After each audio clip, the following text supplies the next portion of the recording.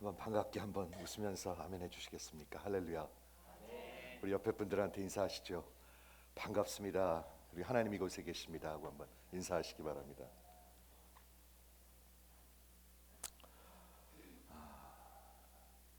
오늘 우리 교회에 주신 하나님의 말씀의 제목은 너희 속에 그리스도가 이루기까지. 형상이란 말은 없습니다. 원에 그냥 거기 잘못 들어갔습니다. 그리스도가 이루기까지. 근데 이게 무슨 뜻이냐면 너희 속에 그리스도가 태아가 되기까지라는 뜻입니다. 여러분, 한 생명이 이루어지기까지 수고가 필요합니다. 그렇죠? 한 어머니가 한 여인이죠. 40주 정도 그 생명을 캐리하면서 그리고 해산의 수고를 해야 한 생명이 태어날 수가 있습니다. 그런데 그 생명 자체가 생명이 되는 것은 사람의 영역이 아닙니다. 이해가 되십니까? 제가 한번 그림을 한번 그려봐 드릴게요. 우리 수정이 될 때 한 세포와 한 세포가 만나서 수정이 되죠. 근데 그 수정이 되면 바로 그 수정된 한 세포가 나눠지기 시작합니다. 저 좀 한번 들어보세요. 계속 나눠집니다. 한 세포가 한 생명, 인간이 될 때까지 나눠집니다. 여러분, 그 생명이 어디서 옵니까? 그 프로그램이 어디서 옵니까? 그게 왜 나눠집니까? 나눠지는데 어떻게 생명이 됩니까? 이해가 되시길 바래요, 여러분. 한 생명이 되는 것은 하나님의 영역입니다. 저와 여러분이 하나님의 자녀가 되는 것은 하나님의 영역입니다. 하나님의 기적입니다. 그 힘이 어디서 올까요? 예수가 내 안에 살아계시면 생명이 있습니다. 있기 때문에 살아 있습니다. 그렇기 때문에 그리스도의 모습으로 살아가게 됩니다. 한 태아가 영어로 뭐냐면 엠브리오라는 건데요. 한 8주 정도에 생기는데 약 40주가 되면 출생을 하게 됩니다. 태어나게 됩니다. 굉장히 의미가 있는 것 같습니다. 하나님께서 여러분의 마음속에 생명을 심어 넣어 주십니다. 근데 진짜로 구원의 믿음을 가지고 태어나려면 시간이 좀 필요한 것 같습니다. 이해가 되십니까? 그런데 하나님의 말씀이 생명으로 역사합니다, 여러분. 그렇기 때문에 하나님께 속한 자는 하나님의 말씀을 듣나니 라는 말씀을 하시는 것입니다. 아니면 안 듣습니다. 한 귀로 들어가고 한 귀로 다 빠져나갑니다. 주일날 이 문을 나가는 순간 아무 상관없습니다, 내 인생하고. 그렇죠? 근데 정말 하나님께서 생명을 주시는 자들에게는 그 생명이 역사합니다, 여러분. 그 생명이 출생을 한다면 어떻게 되죠? 아기로 그대로 있나요, 평생? 평생 그대로 있는 생명은 하나도 없습니다. 반드시 태어나면 자라게 돼 있습니다. 그게 하나님의 역사입니다, 여러분. 정말 예수 안에서 한 태아로 그리고 출생을 하면 그대로 있는 사람은 없습니다. 반드시 성숙해 갑니다. 반드시 예수를 닮아갑니다. 기독교 복음의 메시지는 종살이에서 아들이 되는 것입니다. 여러분, 이건 적은 차이가 아닙니다. 종살이하는 그런 인생에서 미움과 두려움과 죄책감과 남을 원망함과, 여러분, 마음속에 원망이 많은 분들은 아직 예수님의 은혜를 잘 모르는 분들이에요. 왜냐하면 은혜는 원망을 할 수가 없어요. 이해가 되십니까? 그런 종살이 하다가 정말 하나님의 아들이 되고 딸이 되는 것입니다. 그래서 이 기독교 삶은 뭐냐면 아들로 사는 것입니다. 딸로 사는 것입니다. 내가 종으로 사는가 아니면 아들로 사는가? 우리 인간은 모두 종으로 태어나서 종으로 살다가 종으로 죽는 것입니다. 종은 종살이 하고 싶어서 종살이를 하는 것이 아닙니다. 종은 종이니까 종살이 하는 것입니다. 계속 반복해서 말씀드립니다. 중요한 말씀이기 때문에 나는 평생 종살이하면서 살아야지. 한 명도 없습니다. 그런 사람. 종은 종이기 때문에 종살이하는 것입니다. 그렇죠? 그래서 이 인간들을 우리 정말 죄책감과 두려움과 하나님의 그 형벌과 심판을 우리 깊은 곳에서 두려워하고 있습니다. 제가 이번 주에요 장례식에 가서도 말씀을 전했고요, 어저께는 또 결혼식에 가서 또 말씀을 전했습니다. 한 주간에 말이죠, 한 나흘 사이에. 그래서 제가 진짜 제 머릿속이 복잡하네요. 그런데 메시지는 하나예요. 하나입니다, 여러분. 장례식에서 무슨 메시지 전하시겠습니까, 여러분? 결혼식에서는 무슨 메시지 전하시겠습니까? 많은 사람들이 결혼식에 메시지들을 생각을 하고 오지는 않는 것 같아요. 거의 그렇지 않습니다. 빨리 이거 끝내고 그 다음 시간을 기다리게 되죠. 근데 저는 결혼식만큼 하나님의 복음을 전할 수 있는 좋은 기회가 없다고 생각합니다. 왜냐하면 정말 그 많은 믿지 않는 사람들이, 형제들이, 친지들이, 그리고 친구들이 모일 수 있는 기회가 별로 없습니다. 그렇죠? 그래서 어저께 말씀을 전했는데 우리 인간들은 다 그러고 살다 죽습니다. 그러다 죽습니다, 여러분. 그런데 그 인간들을 하나님이 이처럼 사랑하사, 그 인간들을 구하시고 건지시고 그리고 살리시기 위해서 하나님의 아들이 직접 오셨습니다. 여러분 종교 생활하라고요? 여러분 종교에 종살이 하라고요? 전혀 아닙니다, 여러분. 여러분은 완전히 속는 것입니다. 그러면 누가 속아요? 그거를 수많은 사람이 속습니다. 그리고 누구든지 저를 신뢰하고 믿기만 하면 그분의 죽으심과 부활하심이 내 대신 하신 것을, 내 자리에 하신 것을 믿기만 하면 멸망하지 아니하고 영원한 생명을 얻게 하시는 것입니다. 그 생명이 언제 시작돼요? 지금, 여러분. 지금 생명이 없는 사람은 죽은 다음에도 생명이 없습니다. 지금 하나님과 동행하지 않는 사람은 하나님 앞에 갈 수 없습니다. 그렇죠? 그래서 지난주 그 아들 예수를 보내셔서 두 가지 큰 일을 하셨습니다. 첫째는 구속이고 두 번째는 입양입니다. 하나는 redemption, 또 하나는 adoption. 어마어마한 말들입니다. redemption은 종살이에서 이렇게 대가를 치르고 속전을 치르고 산다는 얘기입니다. 우리가 종살이하고 있는데 말이죠, 누군가 와가지고 마치 룻기에 나오는 보아스가 그 룻을 사는 것처럼 대가를 치르고 그리고 사는 거, 리디머라고 그러죠. 그래서 구속한다고 합니다. 종살이에서 대가를 치르고 속전을 치르고 우리를 자유롭게 하신 것입니다. 여러분 그 대가가 뭐였죠? 예수의 피, 예수의 피입니다. 여러분. 만일 여러분들이 구속을 받은 자들이라면 그 피를 기억하십시오. 한번 아멘 해보세요. 그 피를 기억하세요. 안 그러면 여러분들은 속수무책일 것입니다. 하나님 앞에 섰을 때 속수무책. 이해하십니까?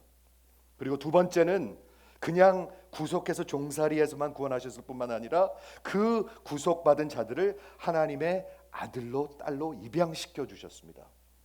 요한복음 1장 12절에 우리 주님께서 이렇게 말씀하셨습니다.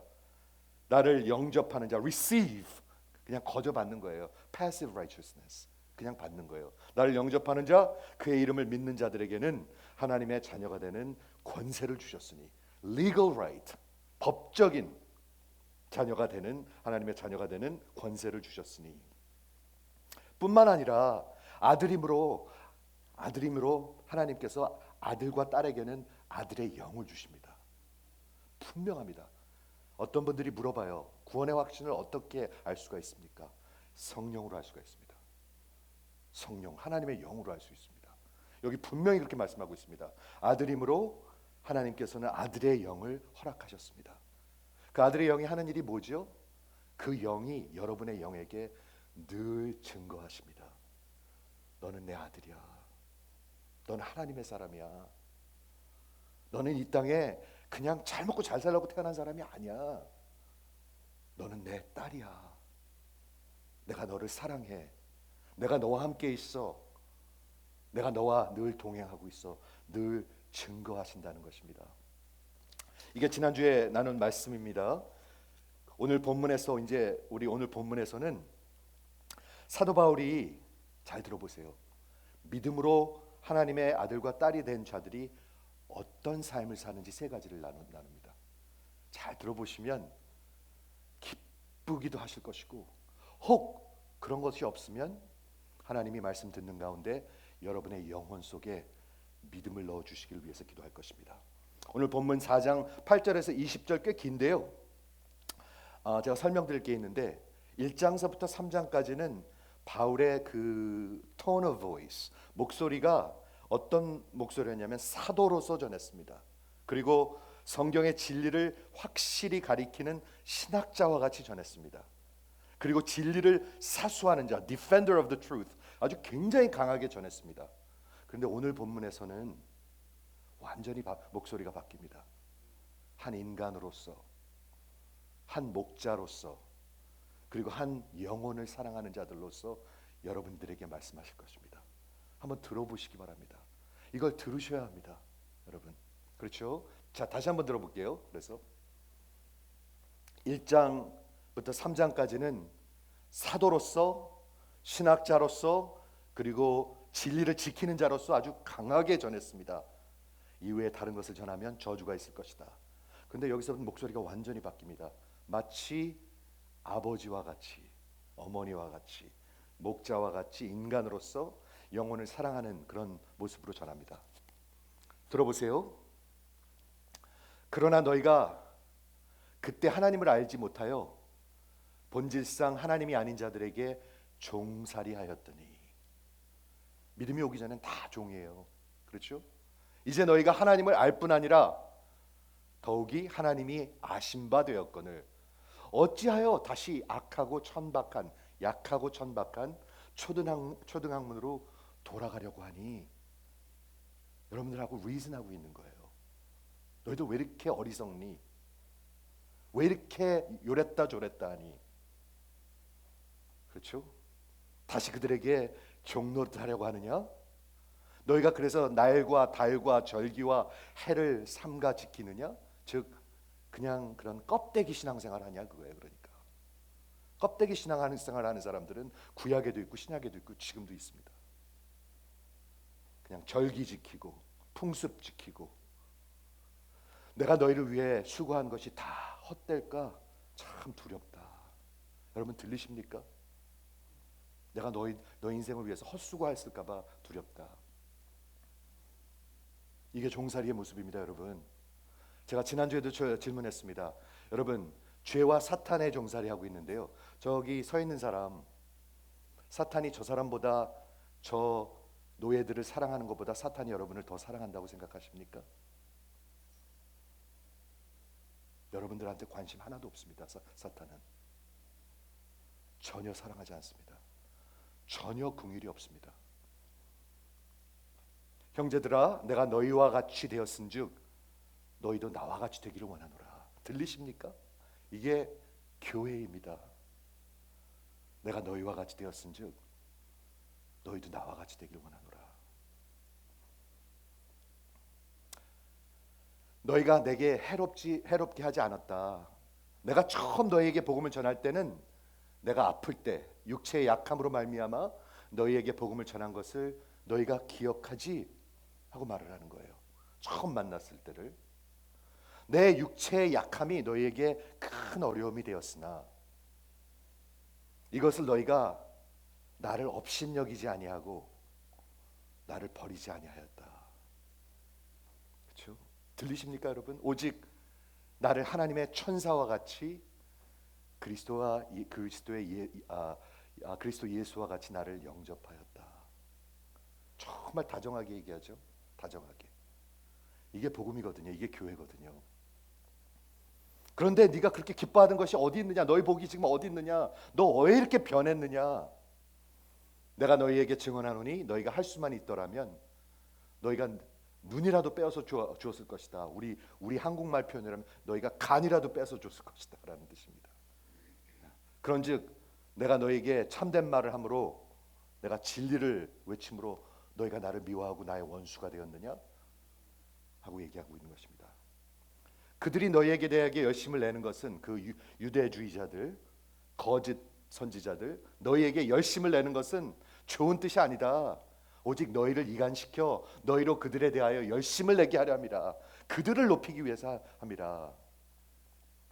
좋은 일에 대하여 열심으로 사모함을 받음은 내가 너희에게 대하였을 뿐만 아니라 언제든지 좋으니라. 자, 19절 한번 보십시오. 나의 자녀들아, my little children.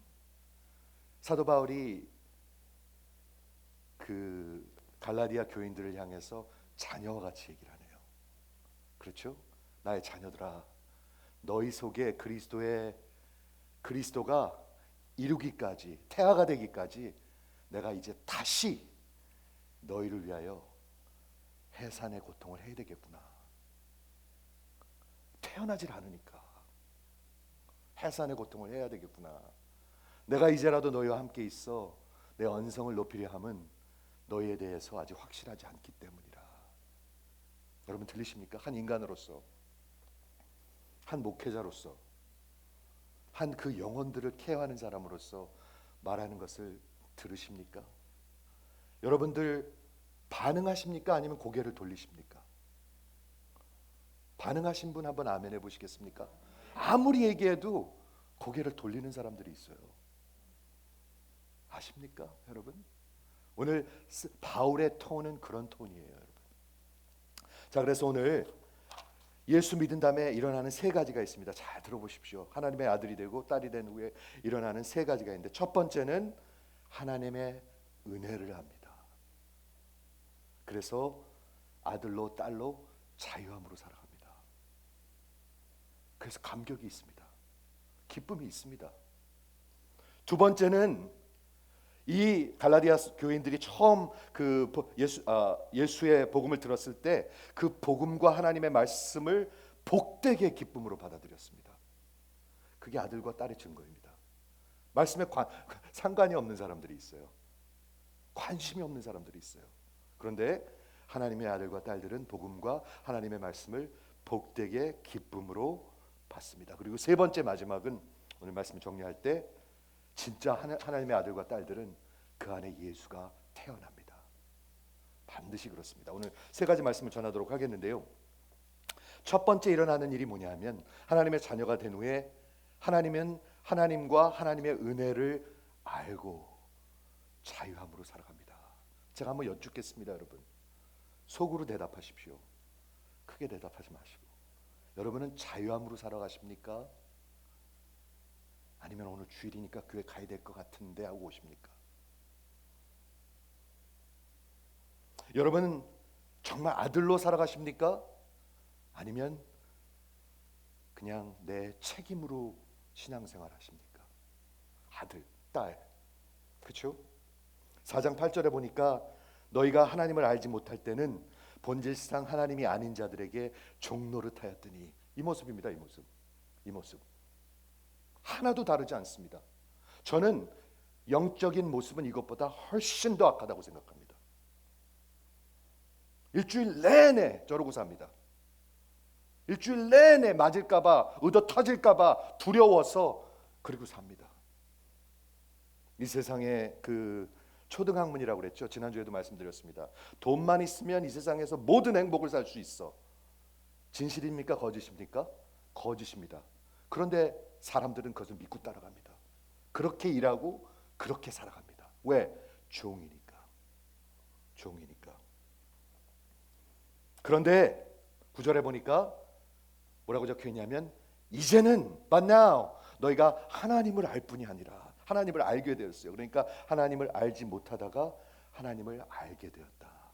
여러분 하나님 아시면 한번 아멘 해보시겠습니까? 하나님 아는 게 무슨 뜻인데요?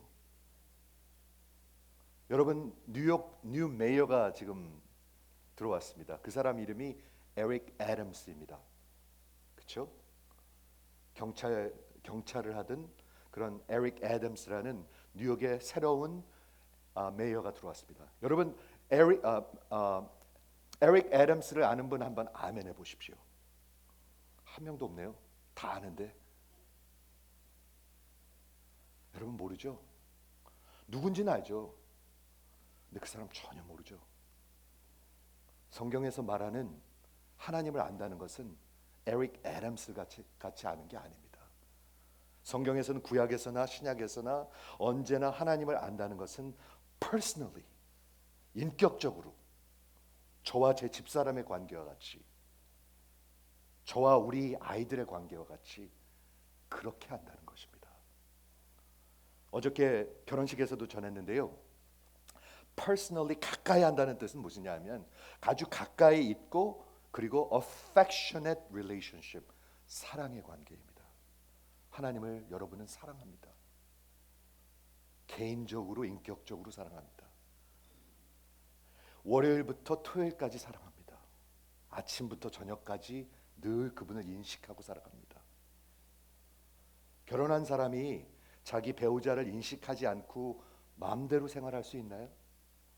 나가고 싶을 때 나가고 돈 쓰고 싶을 때 돈 쓰고 아무 때나 나가서 자고 싶으면 자고 그럴 수 있나요? 전혀 그럴 수 없습니다. 왜? 결혼이라는 인격적인 관계가 있기 때문에. 그렇죠? 그래서 성경에서 부부의 관계를 서로 안다는 표현으로 씁니다. 이해가 되십니까? 하나님을 안다는 것은 그렇게 에릭 애덤스를 아는 것 같이 그렇게 하는 것이 아닙니다. 정말 가까이 사랑하는 관계로 날마다 자식으로서 성령께서 늘 말씀하시잖아요. 너는 내 아들이야. 너는 내 딸이야. 그래서 내가 미국에 보낸 거야, 너. 그래서 내가 너 이 직장을 준 거야. 그래서 내가 건강해서 내가 원하는 그 일들을 하기 위해서 너를 택한 거야. 늘 말씀하고 있다는 것입니다. 필립 라이켄 목사님이 이렇게 말씀하십니다. 기독교 복음은 우리가 어떤 것을 얼만큼 아는 것에 관한 것이 아닙니다. 누구를 아는 것에 관한 것입니다. 더 잘 설명한다면 기독교 복음은 누가 우리를 아시는 거에 관한 것입니다. 여러분, 에릭 애덤스를 아는 방법이 하나 있습니다. 방법이 뭔지 아십니까? 그분이 우리를 먼저 알아주시는 겁니다. 그러면 우리가 에릭 애덤스를 그 시장을 알 수가 있습니다. 하나님을 아는 길이 있습니다, 여러분. 하나님이 먼저 우리를 알아주시는 것입니다. 그럴 때 우리도 하나님을 알 수가 있습니다. 이해가 되시죠? 어떻게 그 하나님을 알 수가 있죠? Primarily 하나님의 말씀입니다. 하나님의 말씀입니다. 하나님의 말씀은 살아있는 하나님의 말씀입니다. 예수님이 하나님의 말씀입니다. 하나님의 말씀에 관심이 없고 별로면 여러분한테는 하나님이 별로인 것입니다. 더 이상 말할 수가 없습니다. 하나님의 말씀은 하나님을 이 세상에서 대표하고 있습니다. 성경 공부 많이 하라 그런 얘기 아닙니다, 여러분. 그런 아주 그냥 고리타분한 얘기 아닙니다. 그 하나님의 말씀을 사랑한다는 것입니다. 늘 생각한다는 것입니다. 여러분, 제가 한번 여쭤볼게요. 모르는 사람을 사랑할 수 있습니까, 없습니까? 그게 무슨 뚱딴지 같은 말입니까? 생판 모르는 사람을 사랑할 수 있습니까? 사랑할 수 없습니다. 근데 하나님을 모르는데 어떻게 사랑해요? 하나님이 어떤 분인지도 모르고 성품도 모르고 그분의 생각도 모르고 그분의 계획도 모르고 그분의 섭리도 모르고 그분이 하시는 일 아무것도 모르고 그분의 사랑도 모르는데 어떻게 사랑해요? 사랑 못해요. 거짓이에요. 속고 있는 거예요, 여러분. 이해가 되시죠? 하나님을 안다는 것은 그렇기 때문에 하나님의 자녀가 됐다는 말입니다. 여기 얘기하고 있죠. 전에는 너희가 하나님을 알지 못했는데 지금은 하나님을 안다. 하나님을 안다는 것은 하나님의 자녀가 됐다는 얘기입니다. 마치 에릭 애덤스를 알 수 있는 길은 그분이 우리를 먼저 알아주는 거겠죠. 그렇죠. 우리가 아무리 안다고 얘기해봤자 아는 거 별로 없죠. 그분에 대해서. 그렇죠. 어쩌면 이름도 잘 모르실 거예요. 죄송합니다. 그렇게 하나님 알아요, 사람들이요. 그러므로 그분이 먼저 알아주는 것은, 하나님이 먼저 우리를 알아주신 것은 은혜입니다. 은혜. 우리를 향하신 하나님의 은혜. 그게 은혜입니다. 아무 자격 없는 자에게 조건 없이 보이신 은총. 그 부르심, 그 함께하심, 그리고 내 안에 살아계심, 그게 은혜입니다, 여러분. 아브라함처럼, 야곱처럼, 그리고 구원받은 모든 자들처럼, 하나님의 자녀들처럼, 저와 여러분처럼 우리가 하나님의 아들이 되고 딸이 되는 것은 은혜입니다. 은혜입니다. 마태복음 7장에 예수님께서 이런 말씀을 하셨습니다. 저는 언제나 이 말씀을 보면 진짜 정신이 번쩍 나요. 마지막 때에 심판을 하시는데 예수님이 이런 말씀을 하십니다. 근데 설교 마무리로 하시는 말씀입니다. 설교하실 때 예수님이 하신 내용인데 한번 들어보세요. 저도 설교 때 하려고 그러니까. 나더러 주여 주여 하는 자마다 다 천국에 들어가지 못할 것입니다. 여러분 주여 주여 하잖아요. 다 들어가지 못합니다. 다만 오직 하늘에 계신 내 아버지의 뜻대로 사는 자가 들어가게 될 것입니다. 네, 그 말은 맞습니다. 여러분 다 아버지 뜻대로 살아갑니다. 하나님이 아버지인 사람은 하나님 아버지 뜻대로 살아가고요. 세상에 속한 자들은 세상의 아비의 그 뜻대로 살아갑니다. 그렇죠? 그리고 예수님께서 계속해서 말씀하십니다. 그날에, 그 심판의 날에 많은 사람들이 나보러 주여 주여, 우리가 주의 이름으로 선지자 노릇하지 않았습니까? 하나님 말씀을 전했다는 얘기예요. 하나님의 말씀을 전하는 자들 중에서도 하나님을 모르는 자들이 있어요. 거짓 선지자들이 있어요. 내가 선지자 노릇하지 않았습니까? 또한 주의 이름으로 귀신을 쫓지 않았습니까? 굉장히 귀신 쫓고 영의 세계에 발다는 사람들도 많아요. 근데 하나님 모르는 사람들 많아요. 엉터린 사람들 많아요. 또한 주의 이름으로 남의 많은 권능을 행하지 않았습니까? 뭐 능력을 행했다는 거예요. 뭐를 많이 바쳤든지 무슨 큰일을 했든지 뭘 하나 지었든지 내가 이런 큰일을 행하지 않았습니까? 하리니 그때 내가 그들에게 밝히 말할 것이다. 내가 너희를 도무지 모르겠다. I never knew you. 제가 그 말씀을 생각하는데 말이죠. 예수님은 영원부터 살아계신 분인데 I never 그러면 한 번도 한 적이 없다는 얘기입니다. 한 번도 택한 적이 없다는 얘기입니다. I never knew you. 기억하십니까?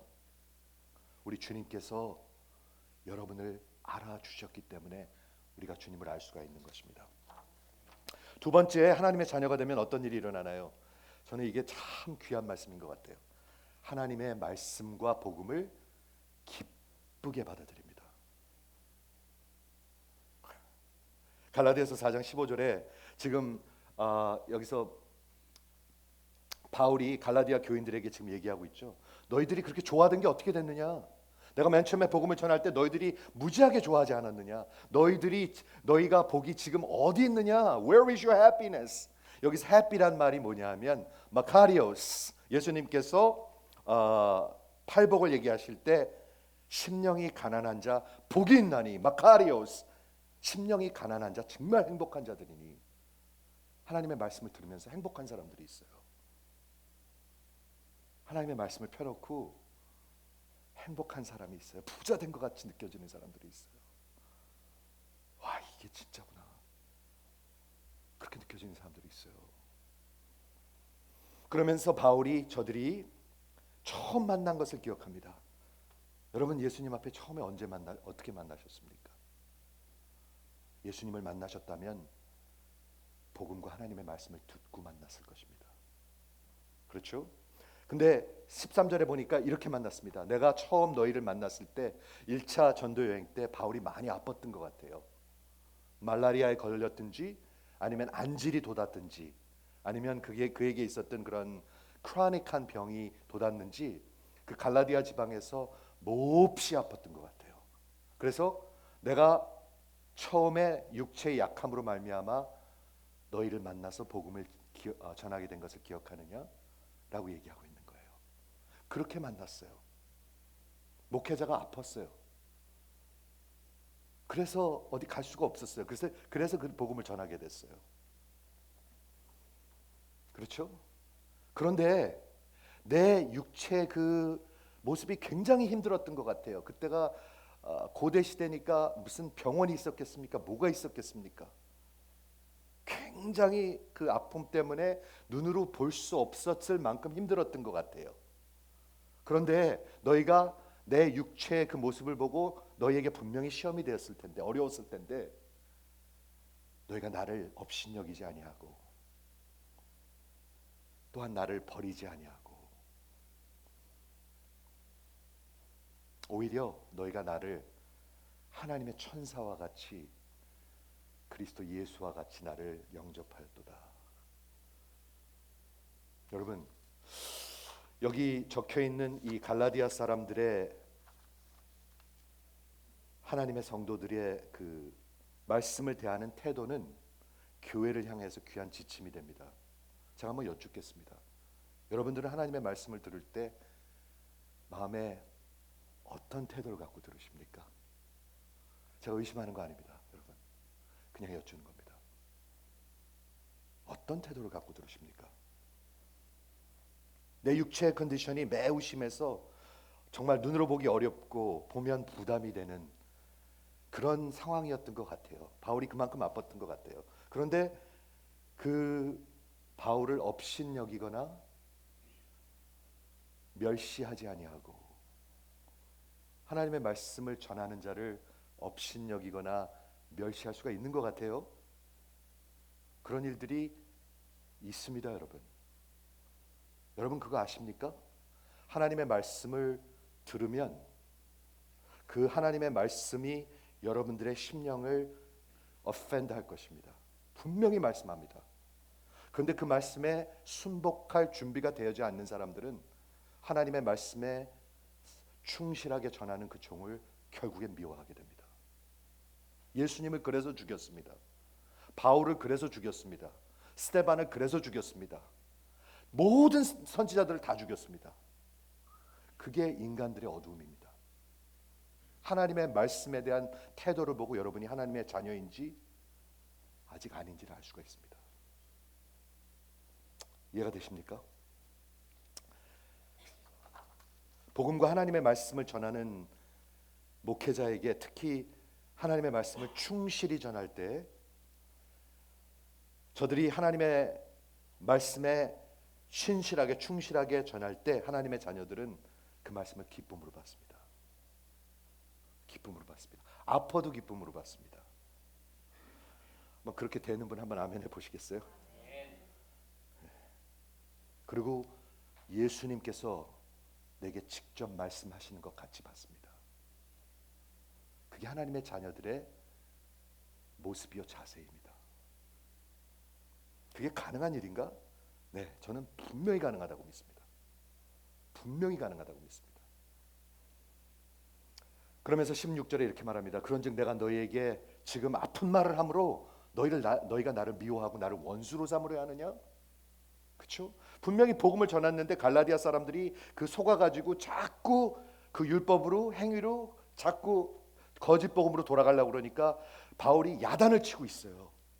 야단치고 있습니다. 그러니까 이 사람들이 바울을 미워하고 원수로 생각하고 있었던 것 같아요. 여러분 이해가 되시죠? 성경에 충실한 하나님의 종들이, 목회자들이 말씀을 전할 때 자주 여러분들이 듣기 싫어하고 어려워하는 말씀을 선포하게 됩니다. 잘 생각해 보세요. 우상 숭배하지 마세요. 껍데기로 신앙생활 하지 마세요. 이런 말들 무지하게 어려운 말들입니다. 근데 그런 말을 할 때 듣기 싫어하고 어려운 말을 선포하게 되는데 그 두 가지 부류의 사람들이 있는데 첫 번째는 성경과 하나님의 말씀과 복음을 모르고 대적하는 자들이 있습니다. 아직 믿음이 없는 자들은요 그 말씀이 싫어요. 무조건 싫어요. 왜? 우리 안에 그 하나님을 향한 그 반역하는 마음들이 있기 때문에, 하나님을 미워하고 있기 때문에, 하나님의 빛을 사랑하지 않기 때문에, 빛보다 어둠을 더 사랑하기 때문에 그 마음의 중심이 진심으로 돌이키고 항복하기까지, 그분의 뜻에 항복할 때까지 그 마음이 계속 힘든 것입니다. 이해가 되십니까? 그래서 그 사람들은 딱 두 가지 반응밖에 없습니다. 예수를 모르는 사람들은 하나님의 말씀에 대해서. 첫째는 완전히 항복하든지 아니면 도를 들어야 합니다. 이해가 되십니까? 도를 들어야 합니다. 두 번째 부류의 사람은 어떤 사람들이 있냐면 하나님의 자녀들입니다. 하나님의 자녀들, 아들과 딸들. 그런데 하나님의 말씀이 어려울 때가 있습니다. 마음을 힘들게 할 때가 있습니다. 그런데 디모데후서 3장 16절에 이렇게 적혀 있습니다. 하나님의 성경의 말씀은 하나님의 의로 하나님의 사람들을 가르치고 책망하고 오르게 하고 그리고 훈련하기에 유익하니 그리하여서 하나님의 사람이 하나님의 일을 할 수 있는 준비를 할 수 있게 한다. 여러분을 사람을 만들고 훈련을 시켜야 합니다. 어떻게 해요? 어떻게 하죠? 귀에 좋은 소리로만? 그게 어떻게 훈련이 되겠습니까, 여러분? All scripture is useful in teaching, correcting, rebuking and training in righteousness. 여러분들이 의의 사람으로 태어나서 자라나려면 하나님의 말씀으로 책망을 받을 때가 있어야 합니다. 그리고 잘못 나가면 올바로 가라고 들으셔야 합니다. 우상 숭배하지 말라고 외쳐야 합니다. 그런데 놀라운 일이 있습니다. 하나님의 사람들은 그 어려운 말을 잘 받습니다. 저희만 한번 보세요. 왜 그런 줄 아세요? 하나님의 영이 있어서 그래요. 하나님의 영은 진리의 영이에요. 아들의 영이에요. 아들아, 너 잘 생각해봐라. 기분 나쁘더라도 네가 그렇게 삐뚤어 가고 있지 않니? 아버지는 너를 그렇게 사랑하시는데 네가 세상으로 그렇게 가고 있지 않니? 관심이 없지 않니? 네가 교회에 대해서, 영혼들에 대해서. 네가 돌이켜야지. 하나님의 영은 여러분에게 말씀하실 것입니다. 그렇기 때문에 하나님의 말씀에 돌아오게 됩니다. 그렇죠? 이게 하나님의 자녀들입니다. 세 번째, 마지막으로 하나님의 자녀들에게 어떤 일이 일어나지요? 너희 안에 그리스도가 태아가 될 것이다. 저랑 같이 한번 생각해 보세요. 한 세포와 한 세포가 만나서 fertilized 된다고 그러죠. 수정이 된다고 그러죠. 그래가지고 이 한 세포가 계속 나눠지기 시작합니다. Cell division. 그게 어디서 오는 힘이죠? 더 놀라운 것은 계속 나눠지는데 어떻게 사람이 태어나게 되죠? 한 세포에서. 하나님의 영역입니다, 여러분. 하나님의 영역. 하나님 생명은 하나님의 영역입니다. 이해가 되십니까?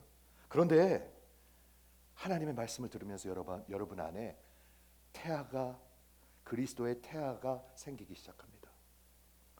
아직 태어났습니까? 못 태어났습니까? 아직 안 태어났습니다. 약 8주쯤에 그게 엠브리오가 됩니다. 8주. 그런데 출생을 하려면 거의 40주가 필요합니다. 엄마 뱃속에서 40주 동안 있어야 돼요. 그래서 엄마가 수고를 해야 돼요. 밤에 잠도 못 자고요. 소변도 자주 봐야 되고요. 네, 그렇죠? 굉장히 어려워요. 진짜 태아를 40주 동안 케어한다는 것이 너무너무나 어려워요. 그런 수고가 있어야 돼요. 하나님의 사람들의 수고가 있지 아니하면 생명이 하나도 태어나지가 않아요. 이해가 되십니까? 그런데 그 태아가 아기로 태어나는 피터스가 될 때까지 시간이 필요합니다. 저는 거듭나기 전에 하나님의 은혜를, 하나님께서 여러분들에게 생명을 심으시고 자꾸 영양분을 주시며 생명으로 자꾸 일어나게 하신다고 믿습니다. 이해가 되십니까? 그게 어떻게 일어나죠? 하나님의 말씀을 들음을 통해서. 하나님께 속한 자는 하나님의 말씀을 듣나니 너희가 내 말을 듣지 아니함은 하나님께 속하지 아니하였음이니라. 요한복음 8장 47절입니다. 이해가 되십니까? 거짓 선지자들은 말이죠, 여러분들한테 생명이 있는 것에 관심이 없어요. 자기들이 높아져야 돼요. 자기들이 부해져야 되고요. 자기들의 이름이 높아져야 되고요. 그런데 하나님의 교회와 하나님의 종들은 여러분 안에 그리스도가 태어나는 것을 목표로 하고 있어요. 여러분들이 참된 생명을 가지고 여러분들이 참된 제자가 되고 그리고 참된 교회가 서는 것에 관심이 있어요. 제가 늘 나누는 말씀이 있습니다, 여러분. 참된 제자가 쓰면 교회는 쓰게 됩니다. 그런데 1000명이 모여도 참된 제자가 없으면 곧 무너지게 됩니다. 예수님이 오면 다 무너집니다. 이해가 되십니까? 사랑하는 성도 여러분, 참된 하나님의 자녀들에게는 그리스도가 태아로 태어납니다. 그리고 말씀을 들으면서 성숙해가면서 그게 점점 사람의 모습으로 나중에 출생하게 됩니다. 하나님의 말씀을 자꾸 들으면 어떤 일이 일어날까요? 하나님이 어떤 분인 줄 알게 될 것입니다. 모르는 사람 사랑할 수 없죠? 하나님이 어떤 생각을 하시는 줄 알게 될 것입니다. 하나님이 어떤 것을 좋아하시고 미워하는 줄 알게 될 것입니다. 하나님의 계획을 알게 될 것입니다. 하나님의 큰 역사의 섭리를 알게 될 것입니다. 하나님의 그 마음을 알게 될 것입니다. 하나님의 눈이 어디 있는지를 알게 될 것입니다. 하나님의 마음이 있는 곳이 어디 있는지 알게 될 것입니다. 어떻게 해요? 하나님의 말씀을 통해서. 여러분 말씀에 지금 관심이 별로 없는 분들은 보통 문제가 아닙니다. 이건 교회를 몇십 년 다녔는데 말씀에 관심이 없다. 보통 심각한 문제는 아닙니다. 이건 아시겠죠? 그러므로 하나님께서 하시고자 하는 일은, 교회의 목적은 뭐냐면 사람들이 정말 우리와 같이 그리스도를 사랑하고 따라가게 되는 것, 여러분 안에 그리스도가 세워지게 되는 것. 종교인들을 만드는 게 아니에요. 종교인들은 생명이 없어요.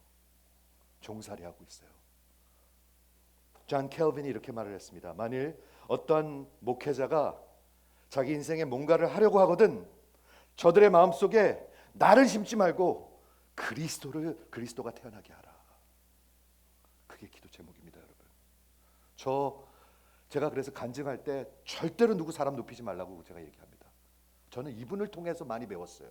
그런 말 할 필요 없습니다. 그냥 그리스도 높이시면 됩니다. 저는 목사님이 이렇게 해줘서 많이 그럴 말 하실 필요 없습니다. 오래전에 하나님께서 저를 굉장히 책망하셨습니다. 너 늘 간증할 때 네 얘기 듣고 싶어 하잖아. 그러지 마세요. 하나님 높이세요. 그리고 여러분 안에 그리스도가 태어나야 합니다. 생명이 있습니다, 여러분. 그렇죠? 생명. 어떻게 한 셀이 인간이 되겠습니까? 얼마나 이게 컴플렉스한 인간입니까, 우리가? 그런데 어떻게 그 한 세포가 어떤 힘으로 그렇게 인간이 되겠습니까? 그게 하나님의 기적입니다.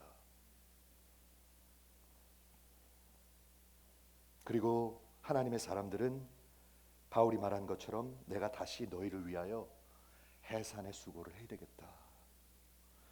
여기 아기를 낳으신 분들은 아실 거예요. 저는 아기를 못 낳아서 모르는데요. 이게 보통 일이 아니에요, 이게요.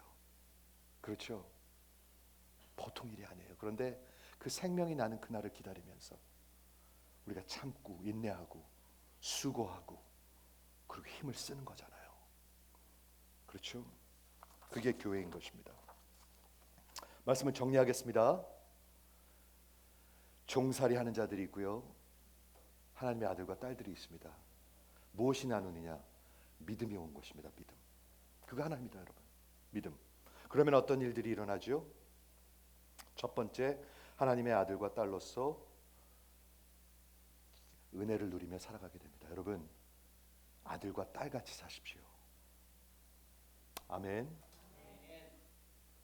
그리고 자유함 가운데 사시고 확신 가운데 사시고 맨날 두렵다 그러지 마시고 정말 가슴을 피고 사십시오. 팬데믹 그러지 마세요. 온 세계가 다 팬데믹 가운데 있습니다. 하나님의 사람들은 조금 더 확실히 있어야 된다고 믿습니다. 저는 한번 그렇게 믿어주시면 아멘 해보세요. 너무 팬데믹 핑계를 많이 대요. 그래서 예배 드리기가 어렵다, 예배 어렵다, 모이기가 어렵다, 너무 핑계들을 많이 대요. 식당은 꽉꽉 미어 터지는데. 종같이 두려워하지 말고 종같이 억지로 순종하지 말고 진짜 아버지를 사랑해서 정말 하고 싶어서, 그리고 더 드리고 싶어서. 여러분, 사랑하면 더 드리고 싶어요. 사랑하면 내 인생 다 드리고 싶어요. 그게 기독교 복음이에요. 그리고 하나님의 말씀과 복음은 살아 있습니다, 여러분. 여러분 그거 관심 없으시면 저한테 연락 좀 주십시오. 제가 좀 대화를 해야 되겠습니다. 제가 대충은 알고 있습니다. 목자니까. 하지만 관심 없으면 연락 좀 주십시오. 아버지 하시는 일과 손길을 보이며 기쁨으로 받으며 감격하며 그 말씀을 새기며 내 영혼 속에 여러분의 피와 살과 힘이 되시기를, 저는 생명이 되시기를 간절히 축원합니다. 일주일 내내 우울하게 살다가 주일날 겨우 그러지 마시고요. 하나님이 참 안 기뻐하실 것 같아요. 그러면요. 끝으로 그리스도가 여러분 안에 태아가 되고 그리고 계속 자라서 출생하고, 출생한 아기는 반드시 성장합니다, 여러분. 태어난 아기가 하나도 안 자란 거 본 적 있으신 분 한번 손 들어 보십시오. 그런 일 전혀 없습니다. 진짜 하나님으로 거듭나면 반드시 자라납니다. 내 안에 사는 이 그리스도니 죽는 것도 유익함이라 담대해지기 시작합니다, 여러분. 정말 세상이 바뀌는 것입니다. 종살이하고 아들 삶하고 어떻게 비슷하겠습니까, 여러분? 여러분이 생각을 해보십시오.